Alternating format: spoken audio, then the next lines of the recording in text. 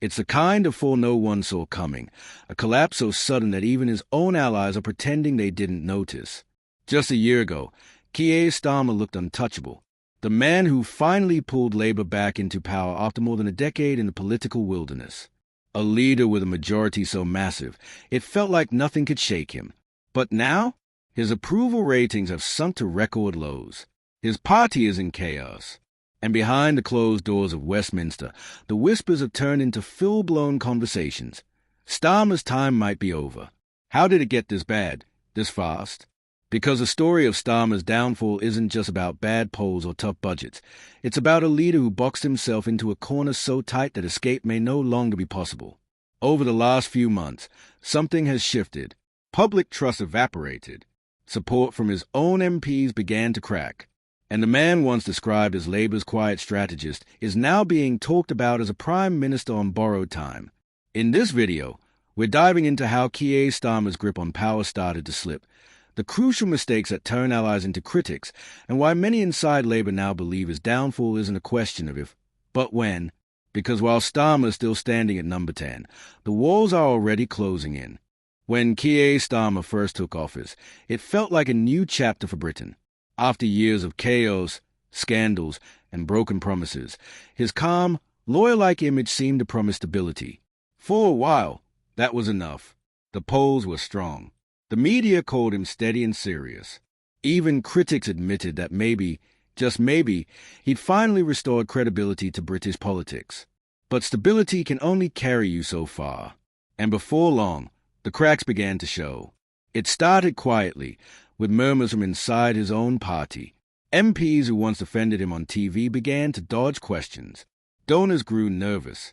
And in the corridors of Westminster, journalists started using one word more and more: drift. Starmer's government wasn't collapsing in a single dramatic moment. It was sliding, inch by inch, into paralysis. Policies delayed. Promises watered down. Ministers briefing against each other. Every week brought another sign that something was off. Then came the polls. One by one, they began to turn. Labour, once comfortably ahead, slipped behind Reform UK. The Greens even started catching up. For a party that had just won an election, the numbers were brutal. And inside Labour, panic spread fast. Reports claim MPs began holding off-the-record dinners, quietly discussing whether Starmer had lost his touch, or worse, if he'd ever really had it.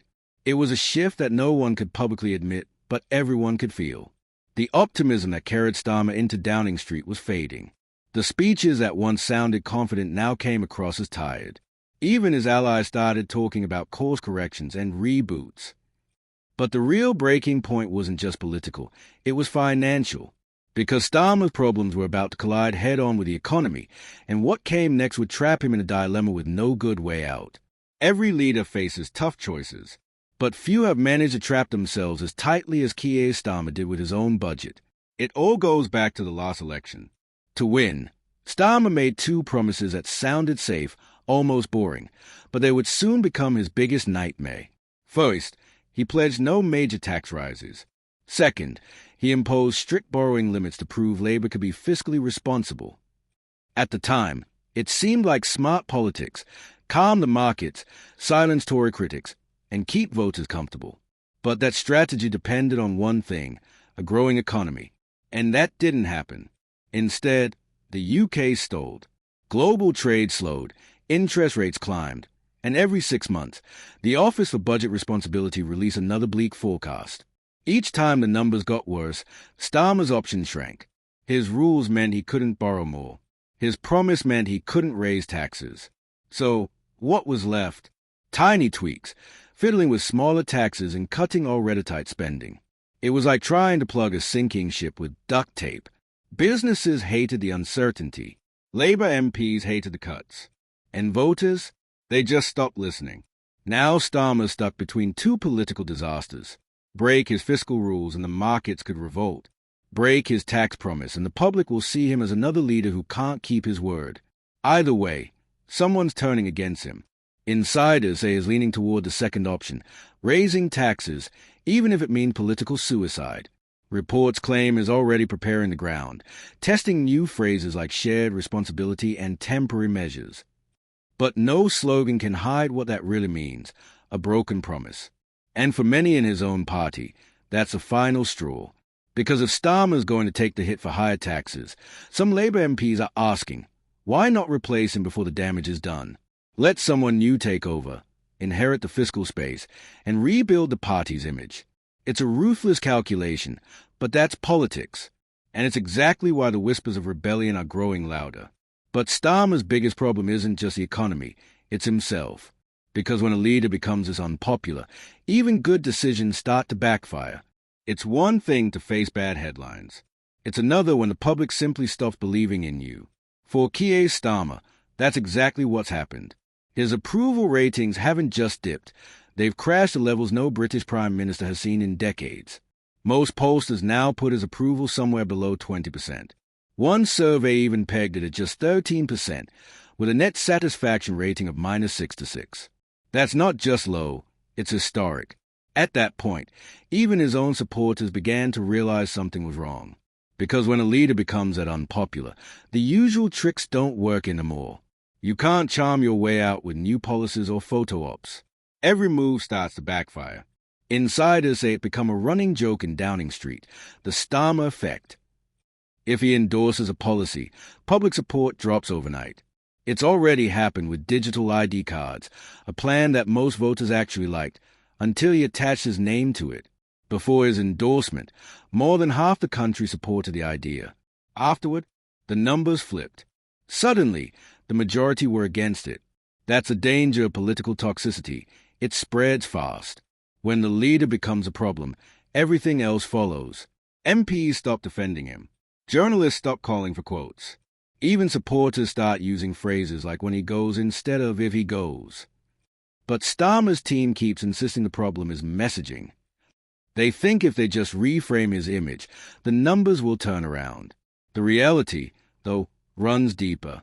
It's not just about how he communicates. It's about what he represents. Because after years of playing it safe, avoiding risk, and refusing to take clear stands, Starmer built a brand around caution. And now that caution looks like weakness. The same calm steadiness that once made him look like a grown-up alternative now makes him look detached, uninspired, and tired. And inside Labour, people are losing patience. One party insider reportedly said, it's not that people hate him, it's that they stopped caring. That kind of apathy is political death. You can fight anger, you can fight opposition, but you can't fight indifference. Still, Starmer's unpopularity might have been survivable if he had something bigger to believe in, a vision, a story, a reason for the struggle. But that's exactly what's missing, and it's about to make everything worse. Politics isn't just about numbers, it's about meaning. And somewhere along the way, Keir Starmer lost his. When Labour MPs are asked what the government actually stands for, most can't give a straight answer. Some talk about stability, others mention growth, and a few mumble something about rebuilding Britain. But no one really knows what the mission is anymore. There's no fire, no story, no sense of direction. And that's not just a perception problem, it's a leadership crisis. In politics, every unpopular decision needs a payoff. Voters will accept pain if they believe it's leading somewhere better. Thatcher had her economic revolution. Blair had his modernization project. Even Boris Johnson, for all his chaos, had Brexit, a clear cause to rally behind. Starmer has spreadsheets. Reports claim that when Labour MPs meet with him, they leave more confused than inspired. There's talk of foundations, missions, 5 priorities, but nothing that explains what it all means. What's the end game? What's the vision? No one seems to know, not even his closest allies. And that's the problem. Without a story, every challenge feels pointless. Tax hikes, spending cuts, and political fights all start to look like pain for the sake of pain. Even his supporters are asking the same question as his critics. What's the point of all this? One Westminster journalist put it bluntly, Starmer's trying to lead without belief. And belief is the only thing that keeps governments alive when things go wrong. It's a damning assessment, but it explains everything. The fading enthusiasm, the nervous MPs, the confused messaging. When there's no clear destination, every road starts to feel like a dead end. And that's exactly where Labour is right now. Inside the party, the frustration is boiling over. Some MPs reportedly want to stick it out until the next election, hoping things somehow turn around. Others are done waiting. They see no vision, no plan, and no path forward under Starmer. And that frustration is quietly hardening into something more dangerous, a movement. Because when belief disappears, rebellion isn't far behind. And for Starmer, that rebellion might already be starting. For months, the whispers were easy to ignore. A few backbench complaints here, a critical op-ed there. But now, those whispers have become open conversations, and they are happening inside the party itself. Reports from Westminster suggest Labour MPs are no longer asking whether Starmer should stay. They are asking how soon he should go. Behind closed doors, small groups have begun meeting in what insiders call strategy dinners. No press, no phones, just a handful of MPs discussing what comes next and who might replace him. Of course, no one will admit it publicly. On camera, they still line up behind the Prime Minister, offering the same tired lines about strong leadership in difficult times. But off the record, it's a different story. One source told a journalist, "He's lost the room. Everyone knows it. They are just waiting for the right moment." And that moment might come sooner than anyone thinks. The next budget is already being described as Starmer's make or break. If he raises taxes, which reports claim he's preparing to do, his opponents inside Labour will have the perfect excuse to strike. They'll say he broke faith with voters. They'll say he lost control of the narrative. And most importantly, they'll say it's time for a reset. Whispers suggest names are already being floated. A few rising stars in the party have begun testing the waters, quietly meeting with donors, gauging interest, and hinting at new leadership for a new chapter. It's not an open rebellion yet, but it's getting close. The tension in Westminster is palpable. Ministers are avoiding eye contact in the corridors. Journalists are circling. And every public appearance Starmer makes is dissected like it might be his last. One Labour insider described it best. He's walking into every meeting like he's still in charge, but the truth is, the power's already gone. And if history is any guide, when a leader loses a party, the rest is just a countdown. But this isn't just about one man or one party anymore. Starmer's slow unraveling says something deeper about where British politics itself is heading. Because this kind of fall doesn't happen in a vacuum. It's part of a much bigger pattern. Every downfall tells you something about the person, but sometimes it tells you even more about the system that built them. Keir Starmer's collapse isn't just about one leader losing control. It's about a country that's lost patience with politics itself. After years of crisis, chaos, and endless leadership changes, Britain feels tired. Each new government promises stability.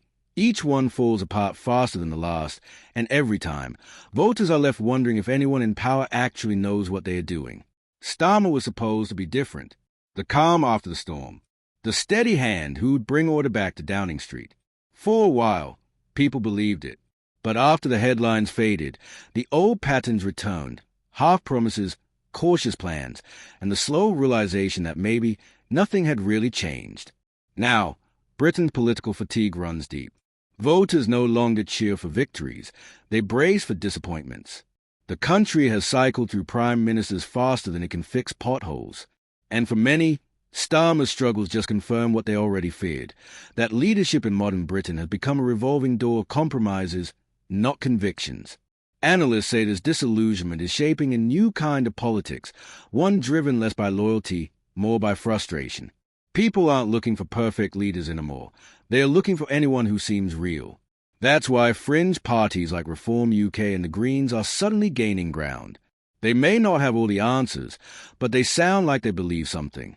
And that's what Starmer's Labour has lost, belief. Because in the end, politics isn't about policies or slogans. It's about energy, momentum, conviction. And right now, Starmer's government has none of it.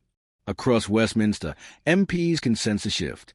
The air feels heavy, like a storm is coming, but no one knows from where. Some predict he'll limp through the next election. Others think the party will replace him before then. Either way, the outcome feels inevitable. Starmer's story might just be another chapter in a longer decline, one where British politics keeps recycling faces but never really changes course. And if that's true, then his downfall won't just be personal, It'll be symbolic, a warning that even victory doesn't mean survival anymore. But there's still one question no one can quite answer. If Starmer really does fall, who takes his place? For now, Keir Starmer is still in Downing Street, still standing behind a podium, still delivering speeches about growth, fairness, and difficult choices. On paper, he's the most powerful man in the country. But behind the scenes, that power is already slipping through his fingers. The numbers don't lie. His approval ratings have cratered. His party's unity is fractured. And the patience that once held his leadership together has quietly run out.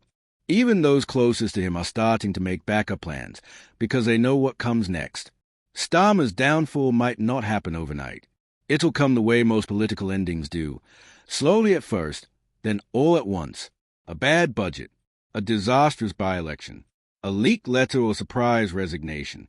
And suddenly, the man who once promised stability will be remembered as just another name on the long list of leaders who couldn't deliver it. But maybe this was inevitable. Maybe Starmer's greatest strength, his discipline, his caution, his calm, was also his biggest weakness. Because politics rewards boldness, not balance sheets. Voters want belief, not bureaucracy. And without a vision to fight for, even the safest leader eventually becomes forgettable. The truth is, British politics has entered a new phase, one where loyalty fades faster than promises, and every victory feels temporary. And as the system keeps spinning, it's hard not to wonder, is Starmer's fall just the beginning of something even bigger? Because if there's one thing history keeps teaching us, it's this: power never really disappears. It just moves to the next person bold enough to take it. And somewhere inside Labour, that person might already be waiting.